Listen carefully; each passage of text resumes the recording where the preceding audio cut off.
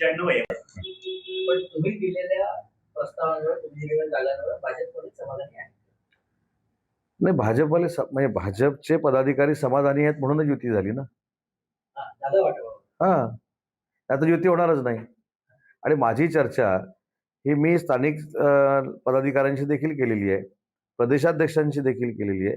आणि परवा रात्री त्यांचे सर्वोच्च नेते जे आहेत, राज्याचे मुख्यमंत्री देवेंद्रजी फडणवीस साहेब, त्यांच्याशी चर्चा झाल्यानंतर मी राणे साहेबांची भेट घेतली आणि सिंधुदुर्गची देखील युती आमची फायनल झाली.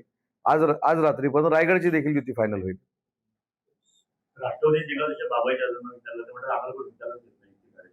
मग आता शेखर निकम सर माझ्याबरोबर होते, पालीला होते, ते पण राष्ट्रवादीचेच आहेत ना.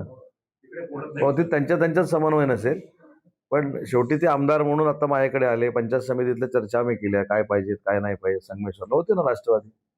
पण राष्ट्रवादीचा कटू अनुभव असा आहे की 2 जागा घेऊन राष्ट्रवादीचे इथले पदाधिकारी रात्रीपर्यंत आमच्या पत्रकार परिषदेला होते आणि सकाळी 14 फॉर्म भरले आणि नगराध्यक्षाचा फॉर्म भरला आणि पलीकडे गेले. पण ठीक आहे, रत्नागिरीकर सुज्ञ आहेत, 14-0 झालं. तर आता आम्ही कशाला बोलवायचं? ते राष्ट्रवादी येईल आणि आम्ही कुठं नाकारलंय? शेखर सर आज माझ्यासोबत आले, बसले, त्यांना जे काय आवश्यक आहे ते आम्ही बोलणी केली. हा, रत्नागिरी फक्त. नाही झालं ना सिंधुदुर्गला. मी काल साहेबांच्या आणि देवेंद्रजींच्या सूचनेप्रमाणे राणे साहेबांची भेट घेतली आणि तिथं देखील अतिशय चांगला फॉर्म्युला निघालेला आहे. आज रात्रीपर्यंत जाहीर होईल. केलं ना.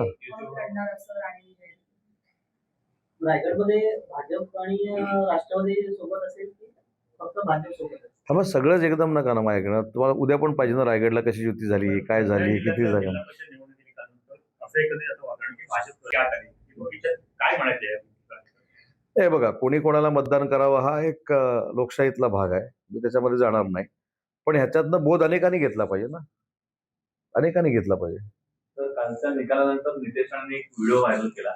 त्यानंतर फडणवीसांनी जिंकण्याचा आनंद व्यक्त केला पाहिजे, पण कोणाला उन्माद वाटेल असा संदेश करू नका, असं त्यांना म्हणजे कानमंत्र दिलंय. त्यावर काय? आता देवेंद्रजींनी त्यांना कानमंत्र दिला असं तुम्ही म्हणताय, बरोबर आहे की नाही?